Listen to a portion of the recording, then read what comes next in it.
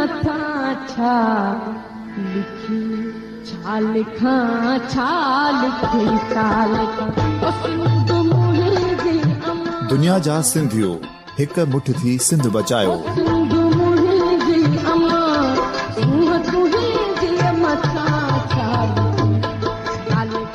सिंध जो क़ौमी आवाज़ radio voice of Sindh London.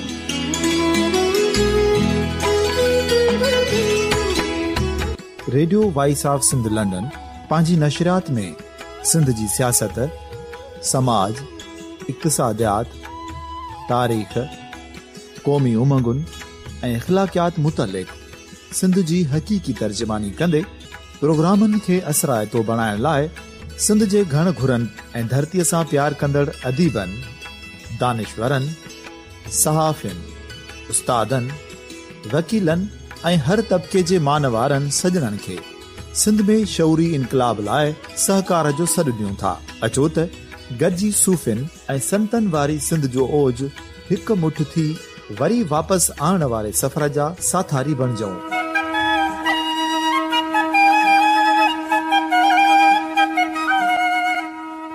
हिकु नए सुबुह जी शुरूआत जो पड़ाॾो घर घर, ॻोठ ॻोठ ऐं शहर शहर ताईं पहुचायो। शाल सिंध आबाद ऐं ख़ुशहाल थिए, सिंधी माण्हू सुखियो ऐं सताबो थिए।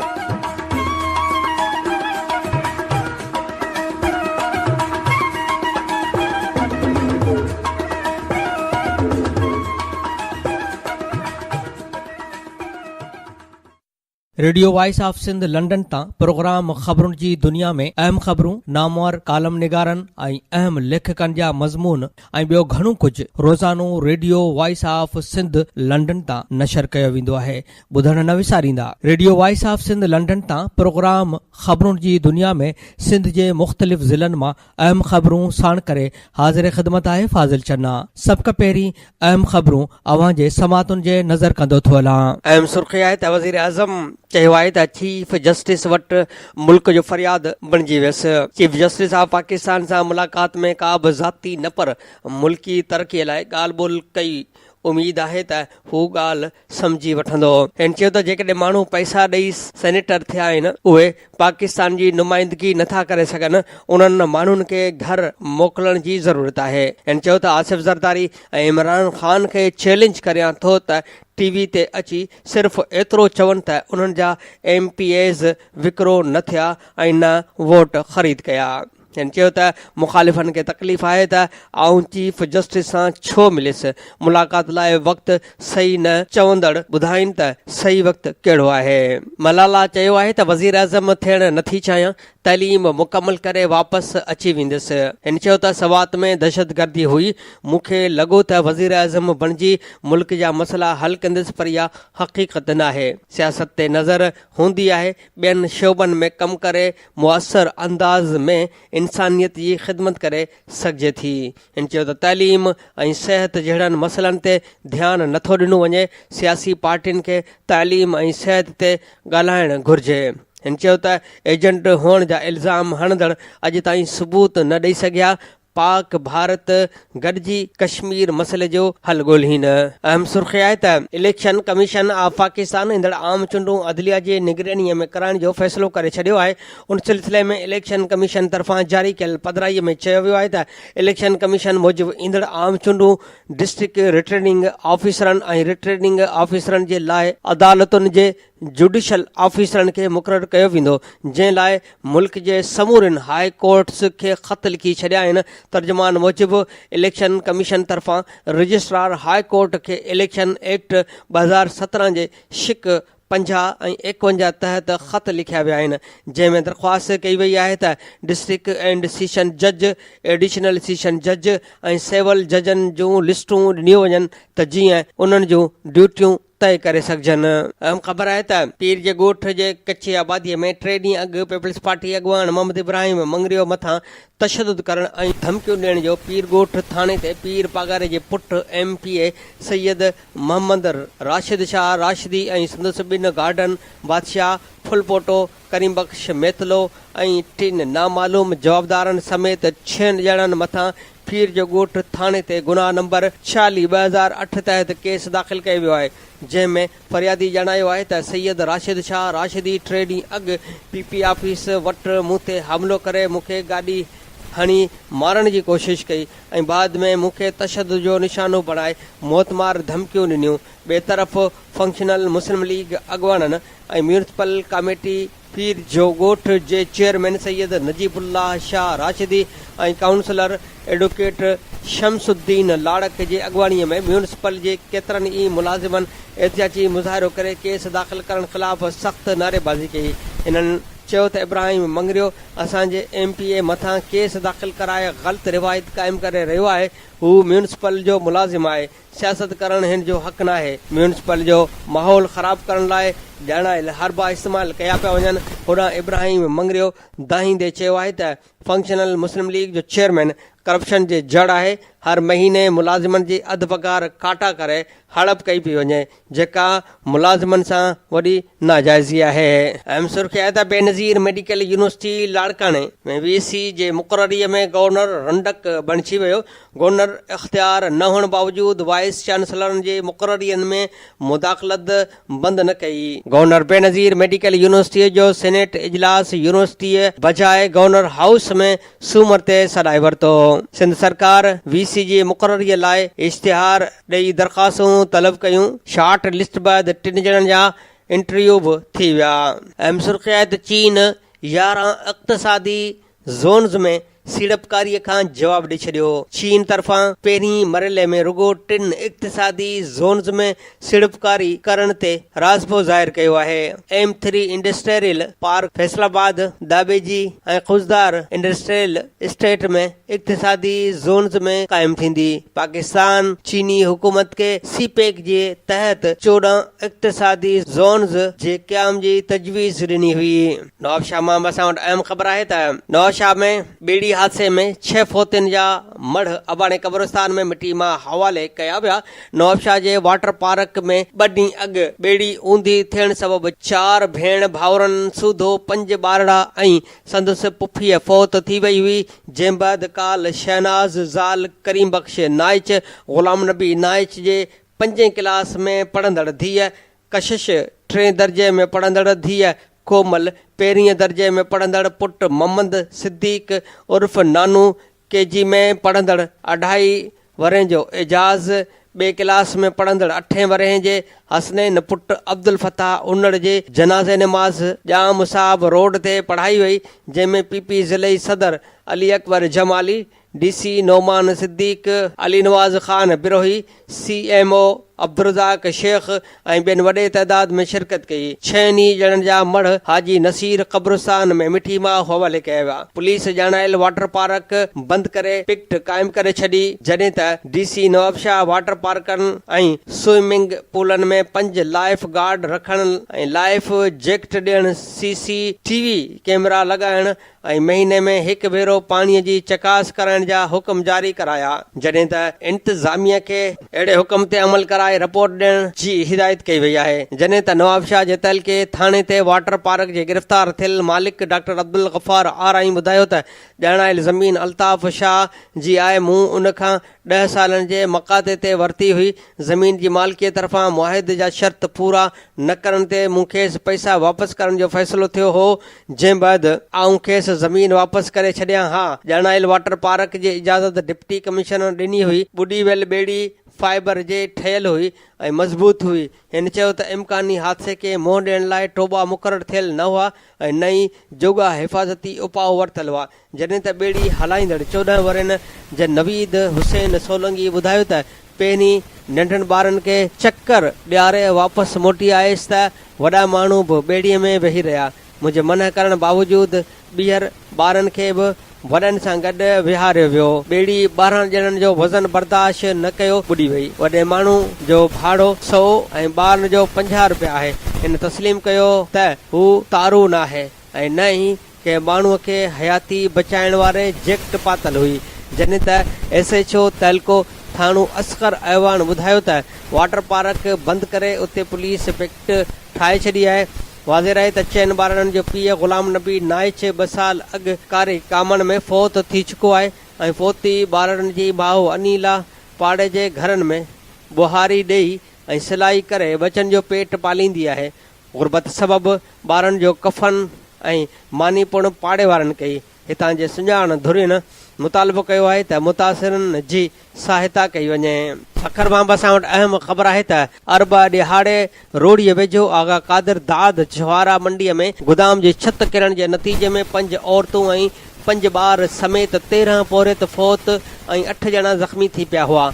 इंडियन खां पोइ काल आख़िर पुलिस पारां वाक़े जो केस दहशतगर्दी एक्ट तहत दाख़िल कयो वियो आहे। रोड़ी पुलिस स्टेशन ते सब इंस्पेक्टर मुश्ताक जतोईअ जी फरियाद ते गुनाह नंबर 44/2018 कलम 302 324 120 बी चोटी PPC ऐं 17 ATA तहत केस दाख़िल कयो वियो आहे, जंहिं में गोदाम मालिक लक्ष्मण दास, मुंशी मोहम्मद ओसमान, लेबर खाते जे assistant director Ehsanullah Chachar, technical inspector Abdul Sattar Pirzado, labour inspector Shahmir Khan Jarwar, Sindh small industries corporation जे director Alauddin Junejo, Sindh building control अथॉरिटीअ जे डायरेक्टर रोशन अली कुंभर, छुहारा मंडीअ जे वापारियुनि जे तंज़ीम अंजुमन ताजरान आगा कादिरदाद, छुहारा मंडीअ जे उहिदेदारनि सदर दीदार हुसैन जतोई, नायब सदर Haji Abdul Karim Jatoi, general secretary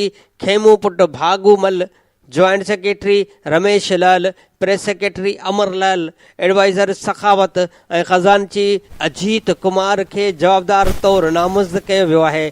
case में मौक़ुफ़ इख़्तियार कयो वियो आहे त ढही पियल कमल ट्रेडर्स जे गोदाम जो असुल मालिक कृपाल दास आहे, जंहिं गोदाम लक्ष्मण दास खे मसवाड़ ते ॾिनो हो। लक्ष्मण दास ऐं संदसि मुंशी मोहम्मद ओसमान पारां गोदाम जी छित ते गैर क़ानूनी तौरु बॉयलर लॻायो वियो हो, जेको फाटी पवण सबबि गैर मयारी मटीरियल सां ठहियल छित ढही पई, जंहिं जे नतीजे में 13 पौरित फौत ऐं 8 पौरित ज़ख़्मी थी पिया। फरियादी वधीक ॼाणायो आहे त गोदाम बिल्डिंग कंट्रोल अथॉरिटीअ खां नक्शो पास कराइण खां सवाइ ठाहियो वियो, जॾहिं त लेबर कानून जी पुण भंजकड़ी कई वई हुई, जंहिं करे गोदाम मालिक ऐं मुंशीअ सां गॾु लेबर खाते सिंध बिल्डिंग कंट्रोल अथॉरिटी जे ॼाणायल अमलदारनि सां गॾु अंजुमन ताजरान जा उहिदेदारनि अलमनाक हादसे जा ज़िम्मेवार आहिनि। होॾां छुहारा मार्केट साने में फौत थियल 13 माण्हुनि जे पंहिंजे अबाणनि इलाइक़नि में टीजे जी रस्म अदा कई वई। पौरितनि जो गुज़र सफ़र रोज़ानो मिलंदड़ 180 रुपया ॾिहाड़े ते हुजण करे संदुनि पोइननि खे टीजे जी रस्म अदा करण लाइ बि बिरादरीअ जे माण्हुनि खां छिंदो ओगाड़े करणो पियो, जॾहिं त सियासी इमदादी ऐलान अञा ताईं मीडिया जे ज़ीनत बणियल आहे। ॿिए पासे साने जी सोग में 3 ॾींहं बि छुहारा मार्केट बंदि रही ऐं तमामु कारोबार सरगर्मियूं मुअतल रहियूं। मुतासिरनि जे इलाज जो ख़र्च बि सिंध हुकूमत अदा कंदी। उन सिलसिले में डॉक्टर खे ख़ुसूसी हिदायत कई वई आहे। छुहारा मार्केट साने जी ज़िम्मेदारी तमामु लाॻापियल इदारनि मथां अचे थी। ईंदड़ वक़्त में अहिड़नि वाक़िअनि जी रोकथाम लाइ एहतियाती तदबीर इख़्तियार करणु घुर्जे। हिन DC सखर खे हिदायत कई त तमामु गोदामनि फैक्ट्रियुनि जे मालिकनि खां क्लियरेंस सर्टिफिकेट वरिता वञनि। जेसिताईं सर्टिफिकेट मौसूल न थियनि तेसिताईं आगा कादिर दाद छुहारा मार्केट खे बंदि रखियो वञे। सखर मां इहा असां वटि अहम ख़बर आहे त सखर पुलिस मुक़ाबले बाद सिंध असेंबली स्पीकर जे भाणेज ऐं सेनेटर जे पुट खे अगवा कंदड़ बदनाम ॾोहारी मंडो शेख खे मारण जी दावा कई आहे। पुलिस तर्जुमान बिलाल मीर लिकारी मूजिबि जुमे जी राति 2:30 वॻे धारे सांगी थाणे जे पुलिस SHO सनाउल्ला खुहारो ऐं इंस्पेक्टर आसिफ मुग़ल जी अॻवाणीअ में क़ौमी शहरा ते नाकाबंदीअ दौरान कार सवार हथियारबंदनि सां मुक़ाबिलो कयो। फायरिंग जे ॾे वठि बैदि हिकु हथियारबंद मारिजी वियो, जॾहिं त 3 हथियारबंद ऊंदा जो फ़ाइदो वठी फरार थी विया। पुलिस मूजिबि मारिजी वियल ॾोहारीअ जी सुञाणप मुमताज़ उर्फ़ शकूरो उर्फ़ मंडो शेख तौरु थी आहे, जंहिं 2016 में सिंध असेंबलीअ जे स्पीकर आगा सिराज दुरानीअ जे भाणेज नवीद उर्फ़ नोमीअ खे अगवा करे 60 लख रुपया वठी आज़ादु कयो हो, जॾहिं त साल अॻु बलोचिस्तान जे सेनेटर हेमंत दास जे पुट खे अगवा करे मंडो शेख 90 लख रुपया भुंग वठी आज़ादु कयो हो। मारिजी वियल जवाबदार मथां सखर, हैदराबाद, जैकबाबाद ऐं शिकारपुर समेत मुख़्तलिफ़ ज़िलनि में 42 केस दाख़िल आहिनि। जवाबदार वटां हिकु होंडा सिटी कार किलाचनकोफ ऐं गोलियूं हथ कयूं वयूं आहिनि। काल SSP सखर अमजद शेख पंहिंजे ऑफिस में IG सिंध तरफ़ां मुक़ाबले में हिसो वठंदड़ SHOs सनाउल्ला खुंवारो ऐं इंस्पेक्टर आसिफ मुग़ल खे 50,000 इनाम ऐं शाबासी सर्टिफिकेट ॾिना। मालूम थियो आहे त मार्जिवेल मंडो शेख रोड़ीअ जे इलाइक़े अरोड़ जो रहवासी आहे। छाछरे मां असां वटि अहम ख़बर आहे त छाछरे तइलके जे 2 ॻोठनि खूंभे जे ढाणी ऐं उमर उनड़ में लॻंदड़ ख़ौफ़नाक बाहि जे वाक़िअनि में 31 घर मुकमल तौरु सड़ी विया। ॻोठ खूंभे जी ढाणीअ में बाहि लॻण सबबि रमज़ान समेजो, नवाब मोहम्मद समेजो, अमीर अली, मलूक अरबाब, कासिम, इमाम, शमीर, सूमार, मिस्री, नज़र, हाजी, शरीफ़, गुल मोहम्मद समेजो जा कखां घर सड़ी विया। मुतासिरनि जो चवणु आहे त बाहि रद बचाव दौरान चुल्ह मां छिणंग उड़ण सबबि लॻी, जॾहिं त ॻोठ उमर उनड़ में बाहि लॻण सबबि प्यार अली उनड़, नूर मोहम्मद उनड़, दीदार उनड़, खमीसो साहड़, वरियाम बख्श अली मिस्री समेत 16 पुरेतनि जा घर सड़ी विया, जॾहिं त घरनि में बीठल बकरियुनि जा 12 फर बि सड़ी मरी विया। ॻोठाणनि मूजिबि बाहि जनरेटर जे तार शार्ट थियण सबबि लॻी, जेका ॾिसंदे ई ॾिसंदे सॼे ॻोठ वकोड़े वई। घरनि में पियल सोन चांदी जा ज़ेवर, खटूं, बिस्तरा, अनाज, चौपाई माल जे छारे समेत लखें रुपयनि जो नुक़सानु थियो आहे। बाहि लॻण शरत छाछरो टाउन इंतिज़ामिया खे इतला ॾिनो वियो ऐं फायर ब्रिगेड गाॾी मोकिलण ते तोड़े मदद लाइ बार बार दाहूं कयूं वयूं, पर फायर ब्रिगेड गाॾी न पहुचण करे ॻोठाणनि पंहिंजी मदद पाण तहत कोशिशूं करे बाहि ते कंट्रोल करे वरितो। बाहि मुतासिरनि जो चवणु हो त पाणी ख़तम थी वञण करे वारीअ ज़रिए बाहि विसाइण जी कोशिश कई वई, पर सख़्त गर्मीअ जे करे बाहि ते कंट्रोल करण में तमामु घणी देरि लॻी, उन करे तमामु घणो नुक़सानु थी वियो। वाक़े बैदि बाहि मुतासिर ख़ानदान सख़्त गर्मी में पंहिंजे मासूम ॿारनि ऐं औरतुनि समेत खुलियल आसमान हेठां बेयारो मददगार वेठल आहिनि। बाहि मुतासिरनि जे ज़िले इंतिज़ामिया ऐं थर में कमु कंदड़ समाजी तंज़ीमनि समेत कंहिं बि सार न लधी। बाहि मुतासिरनि सिंध सरकार, ज़िले इंतिज़ामिया तोड़े सरहंदीअ वारनि खे वार जी अपील कंदे चयो आहे त असांजो सभु कुझु सड़ी तबाह थी वियो आहे। असांजी हंगामी बुनियादनि ते मदद करे फ़ौरी तौरु असांखे खाद खुराक समेत टेंट लॻाए ॾिना वञनि त असां पंहिंजे मासूम ॿारनि खे सख़्त गर्मीअ में बीमारियुनि खां बचाए सघूं। सिंधड़ीअ मां असां वटि बाहि लॻण जी ख़बर आहे त सिंधड़ीअ वेझो 2 ॻोठनि में बाहि लॻण सबबि पुरेतनि जा 15 घर सड़ी विया। ख़बर मूजिबि सिंधड़ीअ वेझो ॻोठ यार मोहम्मद मंगरियो में चुल्ह मां छिणंग उथण सबबि बाहि लॻण करे 13 घर सड़ी विया, जंहिंमें पुरित, गुलशेर, घुमन, डूरंगो, नज़रू, खमीसो, आरब, खुशहाल, बेवा अमीना, बेवा हयाता समेत 13 ॻोठाणनि जा घर सड़ी विया। ॻोठाणनि पंहिंजी मदद पाण तहत बाहि ते ज़ाब्तो आंदो। घरनि में पियल समूरो सामान सड़ी रख थी वियो। मुतासिर ॻोठाणा सिर्फ़ु पंहिंजा सिर बचाए घरनि मां ॿाहिरि निकिता। ॿिए तरफ़ ॻोठ याक़ूब शेख में बाहि जो वाक़ियो पेश आयो, जंहिंमें बाहि लॻण करे 2 पोरेतनि हकीम शेख ऐं मूसो शेख जा घर सड़ी विया। बाहि मुतासिर ॻोठाणा खुलियल आसमान हेठां बेयारो मददगार वेठल आहिनि। वाक़े जे इतला बावजूदि हिंगोरो टाउन जे फायर ब्रिगेड गाॾी बदस्तूर ख़राब हुजण करे लखें रुपयनि जो नुक़सानु थियो। बाहि मुतासिरनि ज़िले इंतिज़ामिया तोड़े सरहंदीअ वारनि खे वार जी अपील करे छॾी आहे। मटियारीअ में बाहि लॻण जी ख़बर आहे त मटियारीअ वेझो मुख़्तलिफ़ ॻोठनि बाहि जे धार धार वाक़िअनि में 30 घर सड़ी विया। उन ॾिस में काल ॻोठ शादी खोखर में लोड़े खे लॻल बाहि घरनि खे वकोड़े वई, जंहिं सबबि मंठार, सूमरो, दोदो, उर्स, उमीद अली खोखर जा घर सड़ी विया। तेज़ हवा सबबि चिणंग सलेमान खोखर जे ज़मीन ते पोखियल कणक में किरी, जंहिं सबबि समूरो फसल सड़ी रख थी वियो। जॾहिं त बाहि 6 कलाकनि ताईं जारी रहण बावजूदि न्यू सईदाबाद ऐं हाला इंतिज़ामिया फायर ब्रिगेड गाॾियूं न मोकिलियूं। ॻोठाणनि पंहिंजी मदद पाण तहत बाहि विसाए छॾी। ॻोठाणनि एहतियाज कंदे नारेबाज़ी कई। ॿिए तरफ़ ॻोठ हमीर सोलंगी में कणक जे बीठल फसल में बाहि भड़की पई, जेका ॾिसंदे ॾिसंदे भरिसां मौजूदु घरनि खे वकोड़े वई। बाहि रेलवे ट्रैक क्रॉस करे भरिसां मौजूदु घरनि खे बि वकोड़े वई, जंहिं जे नतीजे में कादर बख़्श सांद, अब्दुल रज़ाक सांद, सुभान माछी, ज़ोएब माछी, हकीम माछी, अलाडिनो माछी, मूसो माछी, तीर्थो भील, जयराम चेतन, पताशो भील, मिठू भील, प्रकाश भील ऐं मजनू भील जे 15 घरनि में पियल लखें रुपयनि जो सामान सड़ी रख थी वियो। उन दौरान 2 एकड़नि ते बीठल कणक जो फसल सड़ी तबाह थी वियो, जिन मदद जी अपील कई आहे। खडड़ो मां बि बाहि जे वाक़े जी असां वटि अहम ख़बर आहे त खडड़ो में 3 पोरेतनि जा घर सड़ी रख थी विया। खडड़ो जे ईदगाह पाड़े में ॿारनि तरफ़ां माचिस सां रांदि कंदे छिणक उथण सबबि घर खे बाहि लॻी वई। बाहि 3 पोरेतनि मोहम्मद उर्स ख़ासकेली, साले ख़ासकेली, आज़म ख़ासकेलीअ जे घरनि खे लपेट में आणे छॾियो। पोरेतनि मुड़सी करे घरनि में पियल सामान कढी वरितो, जंहिं सबबि वधीक नुक़सान न थियो। बरवक़्त इतला बावजूद फायर ब्रिगेड न पहुती। ॻोठाणनि पंहिंजी मदद पाण तहत बाहि ते ज़ाब्तो आणे वधीक नुक़सान थियण खां बचाए वरितो। बख्शापुर में बि बाहि जे वाक़े जी असां वटि ख़बर आहे त बख्शापुर वेझो ॻोठ मीर एजाज़ डोमकीअ में 6 हारिन अदब हुसैन मरहटो, राहिब मरहटो, आफ़ताब मरहटो ऐं इमदाद हुसैन मरहटो जे घरनि खे ओचितो बाहि लॻी वई, जॾहिं त फायर ब्रिगेड वारनि खे फौरी इतला ॾिनो वियो, पर अमले वाक़े वारे हंधि कोन पहुतो, जंहिं करे बाहि ॾिसंदे ई ॾिसंदे ग़रीब हारिन जे घरनि खे पंहिंजे लपेट में आणे साड़े रख जो ढेर बणाए छॾियो।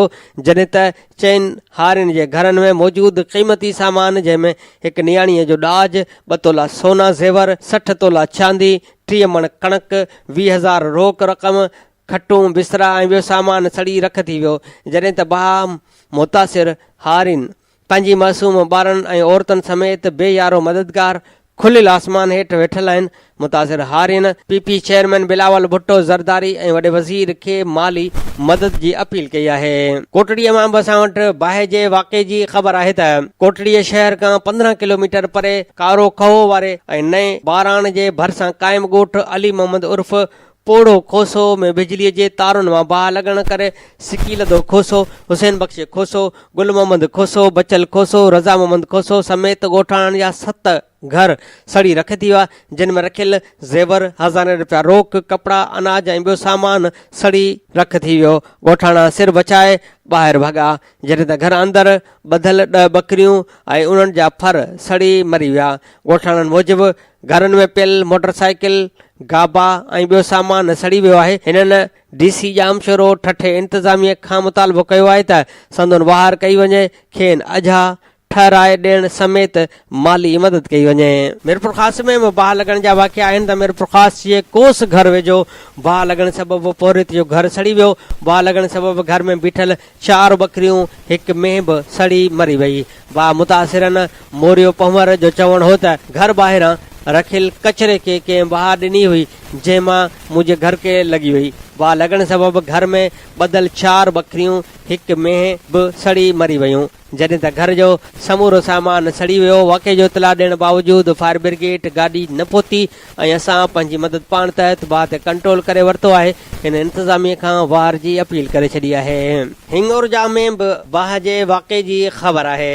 हिंगोरजा भरिसां ॻोठ दाइम ख़ान हाजी में ओचितो बिजलीअ जी शार्ट सर्किट मां बाहि लॻण जे करे ग़ुलाम कासिम बुर्दी, साबिर बुर्दी, नसीर बुर्दीअ जा घर सड़ी विया, जिन में पियल सोना ज़ेवर, 1 रक्शो, मोटरसाइकिल, अनाज, हंध बिस्तरा, खटूं रख थी विया ऐं 3 बकरियूं बि सड़ी मरी वयूं। उन ॾिस में मुतासिरनि ऐं ॻोठाणनि मालिकी न थियण ते इंतिज़ामिया ख़िलाफ़ एहतियाती मुज़ाहिरो करे नारेबाज़ी कई। बाहि मुतासिरनि मीडिया सां ॻाल्हाईंदे चयो त बाहि एतिरी शदीद हुई जो सिर्फ़ पंहिंजूं जानियूं बचाए निकिता आहियूं। घरनि में पियल समूरो सामान सड़ी रख थी वियो आहे। फायर ब्रिगेड जे अमले खे इतला ॾियण बावजूद न पहुता, जंहिं करे एतिरो नुक़सान थी वियो आहे। ॿिए तरफ़ बाहि लॻण वारे वाक़े बाद इंसानी हक़नि जी तंज़ीमनि जे अॻुवाणनि लाॻापियल इख़्तियारनि खां मुतालबो कयो आहे त बाहि मुतासिरनि जी फौरी तौर परघोर करे खेनि माली सहायता कई वञे। डिगड़ीअ में बाहि लॻण जी ख़बर आहे त डिगड़ी वेझो ॻोठ सूफ़न शाह में मुंशी धारी मेघवाड़ जे घर खे बाहि लॻी वई। वाक़े जे इतला ते फायर ब्रिगेड गाॾी पहुची बाहि ते कंट्रोल आणे को वॾो माली नुक़सान न थियण खां बचाए वरितो, जॾहिं त बाहि चुल्ह मां चिण गुॾामण सां लॻी, जंहिं घर जे 3 कमरनि खे पंहिंजे लपेट में आणे छॾियो ऐं अंदरि पियल समूरो सामान सड़ी वियो। शिकारपुर मां बि असां वटि अहम ख़बर आहे त शिकारपुर ज़िले में उरड़ीअ सबबि वधीक 4 माउरनि जो झोलियूं ख़ाली थी वयूं। ॾखण भरिसां यूसी सांगीअ जे ॻोठ अब्दुल्ला रिंद में 3 वरनि जी न्याणी सकीना धीअ मेहराब रिंद उरड़ीअ विगे फौत थी वई, जॾहिं त साॻीअ ॻोठ में 4 ॿार अली रज़ा रिंद, यासीन रिंद, इमरान रिंद ऐं लक्ष्मीर रिंद उरड़ीअ सबबि बीमार आहिनि। होॾां ॻोठ कादर बख़्श वॻड़ में 3 वरनि जी नींगरी शफ़ीका धीअ खुबदार ख़ुरूस उरड़ीअ विगे फौत थी वई, जॾहिं त साॻीअ ॻोठ में कुझु ॾींहं अॻु उरड़ीअ में 2 ॿारड़ा फौत थी विया हुआ। ॾखण ऐं भरपासे में 1 हफ़्ते अंदरि फौत थी वियल ॿारनि जो अंग 6 थी वियो आहे। फौती ॿारनि जे वारसनि जतोई ख़ान रिंद, मेहराब रिंद, याकूब रिंद ऐं ॿियनि चयो त सिहत खाते जे अमलदारनि लापरवाहीअ जी हद करे छॾी आहे। असांजा मासूम ॿारड़ा उरड़ीअ विगे फौत थी रहिया आहिनि, पर अमलदार इलाज लाइ के बि उपाउ न वठी रहिया आहिनि। किरोड़नि रुपयनि जूं दवाऊं हड़प कयूं वञनि थियूं, पर अवाम खे टके जो बि रिलीफ नथो ॾिनो वञे। लखी ग़ुलाम शाह मां बि असां वटि ख़बर आहे त लखी ग़ुलाम शाह में दवा वठण लाइ निकितल छोकिरीअ गुम थी वई। इल्ज़ाम हेठि आयल नौजवान जे भाउरनि जे घरनि ते काह करे फुरलुट कई वई।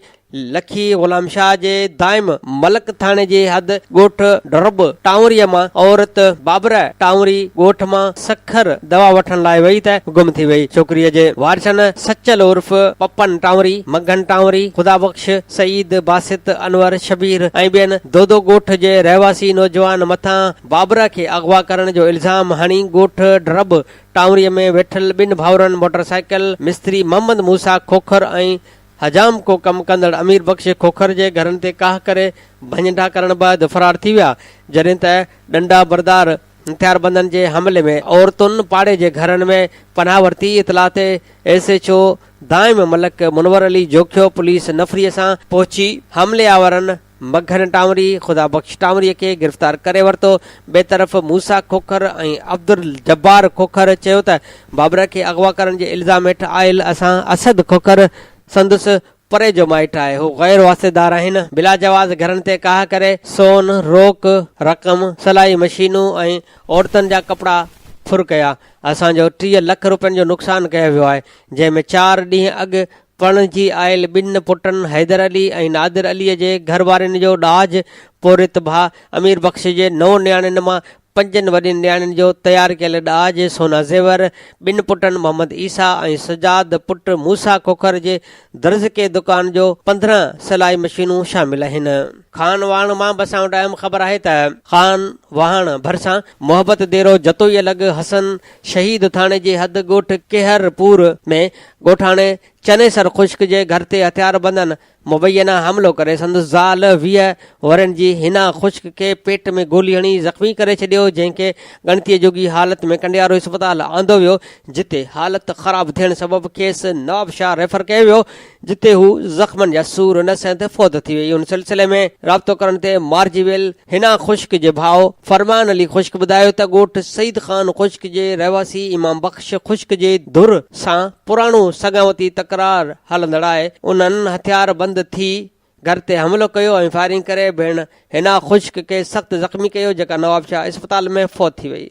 हिन घुर कई त जवाबदारनि ख़िलाफ़ केस दाख़िल करे खेनि गिरफ़्तार कयो वञे। ॿिए तरफ़ इल्ज़ाम हेठि आयल इमाम बख़्श ख़ुश्क जे धुर जे मर्दनि ऐं औरतनि इमाम बख़्श, नादिर अली, नसीमा ऐं लतीफ़ा ख़ुश्क पाक किताब खणी प्रेस क्लब खानवान पहुची एहतियाती मुज़ाहिरो कयो ऐं साफ़िन आॾो धाईंदे चयो त 3 महीना अॻु फरमान ख़ुश्क जे धुर जे माण्हुनि हथियार बंदि थी अलावर ख़ुश्क जे घर ते हमिलो कयो ऐं गोलियूं हणी 12 वरनि जी नींगर रोज़ीना धीअ अलावर ख़ुश्क खे क़तल करण समेत नौजवान ज़मीर हुसैन ख़ुश्क खे सख़्तु ज़ख़्मी करे छॾियो हो, जंहिंजो केस फरमान ख़ुश्क वारे धुर ख़िलाफ़ दाख़िल थियल आहे। हिननि पाण हिना ख़ुश्क खे क़तल कयो। हाणे असां ख़िलाफ़ कूड़ो केस दाख़िल कराइण चाहिनि था, वाक़े जी जांच कराए वञे। होॾां राब्तो करण ते हुसैन शहीद थाणे जे वॾे मुंशी ॿुधायो त मक़तूल नारीअ जे वारसनि जे पहुचण ते वधीक कार्रवाई कई वेंदी। चीलार मां असां वटि ख़बर आहे त चीलार में मीरनि जे दौर वारे क़दीमी किले जे ज़मीन ते मक़ामी टाउन चेयरमैन प्रदीप उर्फ चक्कू महराज कब्ज़ा करे मुख़्तलिफ़ कब्ज़ा माफ़िया मार्फत मार्केट अॾाइण जो कमु तेज़ करे छॾियो आहे। चीलार शहर में क़दीमी किले वारी ज़मीन ते हिकु भेरो ॿीहर मक़ामी टाउन चेयरमैन प्रदीप उर्फ चक्कू महराज कब्ज़ा माफ़िया जे मिली भगत सां राति विच में कब्ज़ा करे मार्केटूं तामीर करण जो कमु शुरू करे छॾियो आहे। साॻी किले जी ज़मीन ते 1 साल अॻु बि कब्ज़ा करण जी कोशिश कई वई हुई, जेका सकाफ़त ऐं आसार क़दीम खाते जे सूबाई वज़ीर नोटिस वठंदे मक़ामी इंतिज़ामिया मरफ़त कब्ज़ा ख़ाली कराया हुआ।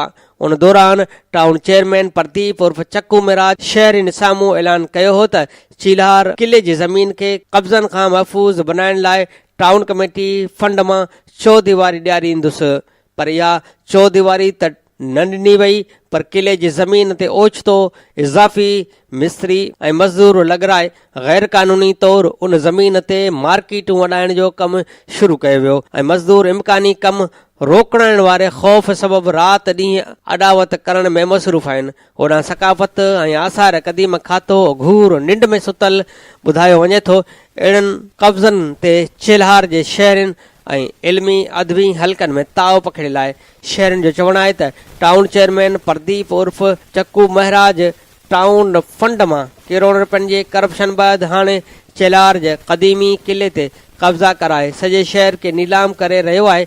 इन्हनि सिंध सरकार खां मामले जो नोटिस वठी ज़िम्मेवारनि ख़िलाफ़ कार्रवाई जो मुतालबो कयो आहे। हैदराबाद मां असां वटि अहम ख़बर आहे त सिंध जे अदीबनि दानिशवरनि ऐं तइलीमी माहिरनि चयो आहे त बाबाए सखावत रईस करीम बख़्श निज़ामाणीअ जे कई किताब जो गुम थियल टियों भाङो हथ करे छपरायो वञे।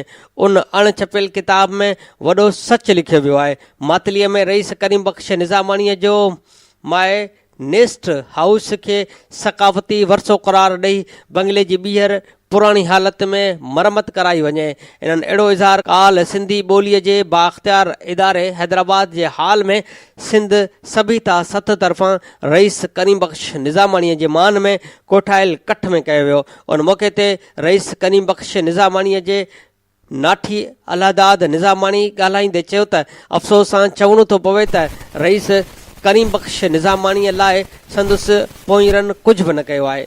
रईस करीम बख़्श कॾहिं बि पंहिंजो सच न लिकायो। हिन राग ऐं सकाफ़त लाइ वॾो कमु कयो। रईस फिल्मनि जी दुनिया में पंहिंजो मट पाण हो। रईस करीम बख़्श निज़ामाणीअ जो 2 जुल्दनि में शाया थियल कई किताब खां पोइ हिन टियों जुल्द बि लिखियो, जेको किताब साईं GM सैद जे पुटु या वरी ॼामनि वटि महफ़ूज़ आहे, जंहिं किताब जे मसूदे खे ॻोल्हे छपरायो वञे।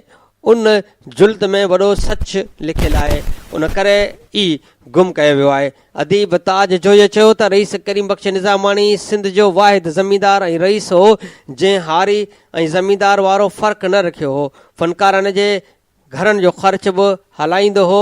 हिन अदब सां गॾु राग जी बि वॾी ख़िदमत कई। हिन जी दुरुस्त ॿोली वरी ॿी कंहिं अदीब इस्तेमालु न कई आहे। हू तालिबुल मौला साईं GM सैद समेत अदीबनि सियासतदान ऐं रागिन सां गॾु रहंदो हो। हिकु भेरे सन में हिन आबदा परवीन खे बि ॻाल्हाइण जी इजाज़त न ॾिनी। करीम बख़्श निज़ामाणी राग जो इदारो हो। हिन जा साईं GM सैद खे लिखियल ख़त बि पढ़ण जहिड़ा आहिनि। हिन सां गॾु रिंधड़ कच्छी भाउर मिठू ओसमान ऐं हाशिम कच्छी बि पंहिंजो मट पाण हुआ। हाशिम कच्छी त राजा रेल में चढ़ी बम्बई वञी लथा जे राग में साज़ वॼाया। प्रोफेसर इस्माइल कुंभार चयो त रईस करीम बख़्श निज़ामाणीअ खे सकाफ़त खाते विसारे छॾियो आहे। सकाफ़त खाते खे घुर्जे त बाबाए सकाफ़त रईस करीम बख़्श निज़ामाणीअ जे नाले ते सिंध म्यूज़ियम में कार्नर क़ाइमु करण सां गॾु मातलीअ में रोड ठाहिण ऐं संदसि माए नेस्ट हाउस खे पुराणी हालत में बहाल करे सकाफ़ती वरसो करार ॾेई निसाब में रईस करीम बख़्श निज़ामाणीअ जे किरदार ते सबक़ शामिल कयो वञे। सिंध सभीता सथ जे रूह रवां ऐं मुहक़िक़ ख़ादिम हुसैन सूमरे चयो त रईस करीम बख़्श निज़ामाणी सकाफ़त जो रूह रवां हो। रईस जो असांजे मथां वॾो कर्ज़ आहे, जेको कर्ज़ कॾहिं बि लाहे नथा सघूं। कालम निगार ज़ुल्फ़कार हाले पुटे चयो त रईस करीम बख़्श निज़ामाणीअ जे आतम कथा पढ़ण खां पोइ ख़बर पई आहे त रईस करीम बख़्श निज़ामाणीअ में अना न हुई, उन करे हिन सच लिखियो। करीम बख़्श निज़ामाणीअ जे शख़्सियत ते वरी कमु करण जी ज़रूरत आहे। अना खे ख़तमु करण लाइ करीम बख़्श जे किरदार मां घणो कुझु सिखी सघिजे थो। लेखिक शबनम गुल चयो त रईस करीम बख्श निज़ामानी पंहिंजे माउ सां बि बेहद प्यार कंदो हो, जंहिं माउ खां बैत बि सिखिया। हिन चयो त 1982 में करीम बख्श निज़ामानी सचाईअ सां कई किताब लिखी वॾो कारनामो सर अंजाम ॾिनो, जॾहिं त अदीबनि ऐं दानिशवरनि खे पंहिंजी आतम कथाउनि में करीम बख्श जहिड़ो सच लिखणु घुर्जे। तक़रीब में नाले वारनि राॻियनि सूफ़ी नारायण ज़ुल्फ़कार ऐं मज़हर राग ॻाए करीम बख्श निज़ामणीअ खे भेटा पेश कई।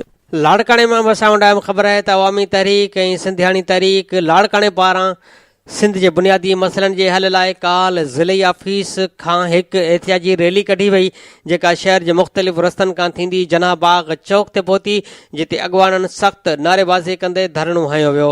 और मौक़े ते मेहरान सिंधी ज़ुल्फ़कार मीराणी, वकील साजिद महसर, फाज़िल राहूजो, सिंधियाणी तहरीक जे मरकज़ी अॻवान हबीबा नूनारी, महविश नूनारी, अली हसन विको, मोहम्मद ख़ान चांडियो, राजेश कुमार ऐं ॿियनि एहतियाती धरणे खे ख़िताब कंदे चयो त हुक्मराननि सिंध खे यतीम खानो बणाए छॾियो आहे। हिते धारियुनि खे आबाद करे सिंधी माण्हू खे अक़लियत में तब्दील करण जी साज़िश थी रही आहे, जंहिंखे कंहिं बि क़ीमत ते क़बूल न कयो वेंदो। असांजी करप्ट सिंध हुकूमत सिंधी माण्हुनि खे तबाह करे छॾियो आहे। हाणे कमंद, सारिन ऐं ॿियनि जिन्सनि जे घटि अघ सबबु परेशान आहिनि। पंहिंजे हक़नि लाइ एहतजाज कयो वियो त खेनि वहशियाणु तशद जो निशानो बणायो। पीअण तोड़े ज़रई ज़मीन लाइ पाणीअ जी हथरादू खोट पैदा कई वई। इमरान ख़ान, डॉक्टर आमिर लियाकत ऐं ॿियनि पारां सिंध ख़िलाफ़ बयान ॾेई सिंधियुनि जी दिलि आज़ारी कई वई आहे। इहे हिन वक़्तु अहिड़ा बयान ॾेई उहो ॾिसणु चाहिनि था त केतिरा सिंधी सिंध लाइ आवाज़ उथारिनि था। जेकॾहिं उन्हनि जे अहिड़े सोच ख़िलाफ़ सिंधी माण्हू सुजाग न थियो त हीउ सिंध खे तबाह करे छॾींदा। सिंध जे ग़ैरतमंद क़ौम सिंध जे मसइलनि ते हिकु प्लेटफॉर्म ते आहे। उन्हनि हुक्मराननि खे सिंध ख़िलाफ़ ॻाल्हाइण जो हिसाब ॾियणो पवंदो। Radio voice of Sindh London जे प्रोग्राम ख़बरुनि जी दुनिया में अॼु जो अहम ऐं चूंड कालम अवां जे समातुनि जे नज़र कंदो थो हलां। अॼु जो अहम ऐं चूंडियल कालम तहरीर कयो आहे मंसूर खोखर। उनवान आहे के इलेक्ट्रिक मां सिंधी ऑफिसरनि जूं बरतरफ़ियूं।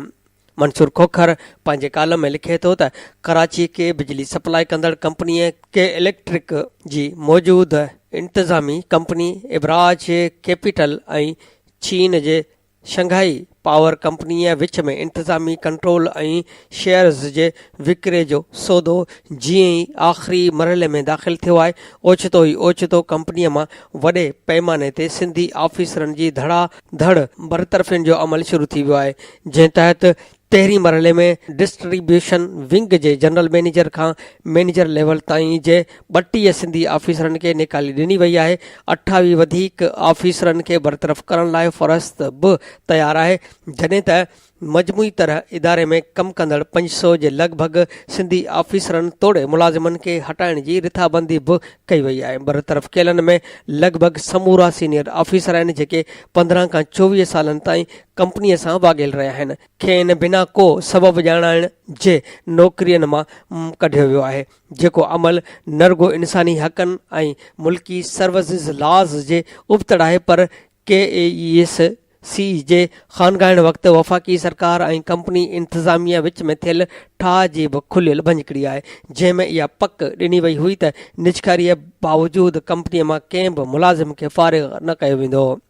पहिरीं मरहले में जिन 32 सिंधी ऑफिसरनि खे नौकरियुनि मां कढियो वियो आहे, उन्हनि में Amir Ahmed Shaikh general manager, Abdul Latif Rodnani general manager, Sheraz Ali Khawaja general manager, Aladino Memon general manager, Abdul Majeed Palijo general manager, Allah Obhayo Solangi general manager, Sultan Ali Khawaja deputy general manager, Manzoor Ali Jamali deputy general manager, Zulfiqar Hussain Amar deputy general manager, Shahnaz Hussain deputy general manager, Mansoor Ahmed Shaikh deputy general manager, Jahangir Malkani deputy general manager, Rafiq Ahmed Shaikh deputy general manager, Ayaz Ahmed Memon deputy general manager, Zulfiqar Ahmed Shaikh deputy general manager, Waseem Shah deputy general manager, Asif Karim Shaikh manager, Razia Soomro manager, Abdul Qayyum Shaikh manager, senior officer शामिल आहिनि, जिन मथां न रुॻो उहो त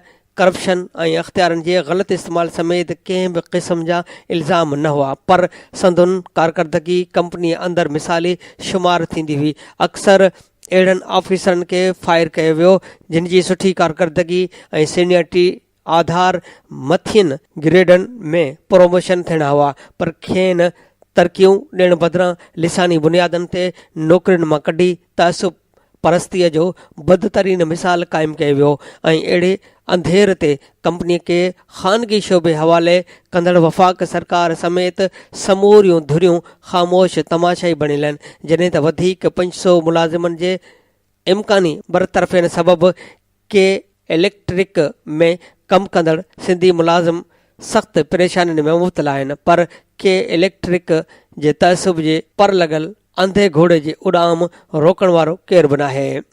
के electric में सिंधी मुलाज़िमनि सां ज़्यादतियूं का नई ॻाल्हि न आहे। जॾहिं KAEC वफ़ाक़ी सरकार वटि हुई उन वक़्तु बि सिंधी मुलाज़िमनि सां ज़्यादतियूं आम हुयूं। पंजाब सां लाॻापियल ब्यूरोक्रेसीअ सिंधी मुलाज़िमनि जो जीअण जंजाल करे छॾियो हो।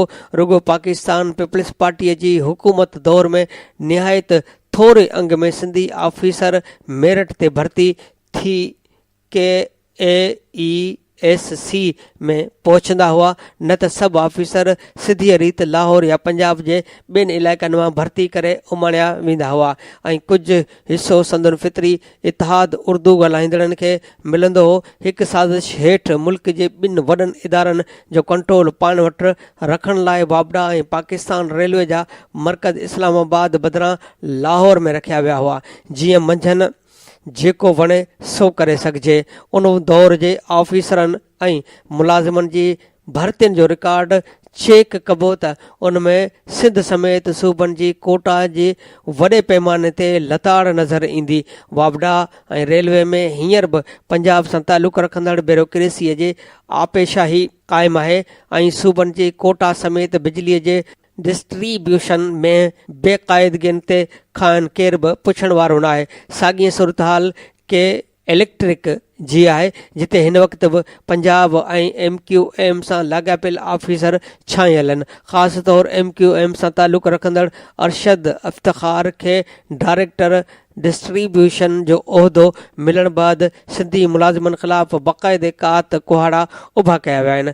कंपनीअ में अटे में लूणु जेतिरा हुअण बावजूदि सिंधी मुलाज़िमनि खे चूंडे चूंडे निशानो बणाए पियो वञे ऐं अरशद इफ़्तिख़ार त कंपनीअ खे सिंधी ऑफिसरनि ऐं मुलाज़िमनि खां ख़ाली कराइण वारे MQME मनसूबे ते बाज़ाब्ता अमल शुरू बि करे ॾिनो आहे। बरतरफ़ियुनि जे ईंदड़ मरहले लाइ जिन वधीक 28 सिंधी ऑफिसरनि जी फ़हरिस्त तयारु कई वई आहे, उनमें सीनियर ऐं सुठी कारकर्दगी रखंदड़ सिंधी ऑफिसर शामिल आहिनि। अटकल बाज़ीअ खां कमु वठंदे उन फ़हरिस्त में हिकु गैर सिंधी ऑफिसर अहमद मोहिद्दीन जो नालो बि शामिल कयो वियो आहे, जंहिंजी मुलाज़िमत जो मुदो बाक़ी साल खां बि घटि वञी बचियो आहे। अहमद मोहिद्दीन जो बरतरफ़ियुनि वारे फ़हरिस्त में नालो विझण जो सबबु रुगो मीडिया ऐं सिविल सोसाइटीअ जे अखियुनि में धूड़ विझी इहो ज़ाहिर करणु आहे त बरतरफ़ियूं बिना मतभेद जे कयूं पियूं वञनि, जॾहिं त हक़ीक़त उन जे उबतड़ आहे, जेका सिर्फ़ु इहा आहे त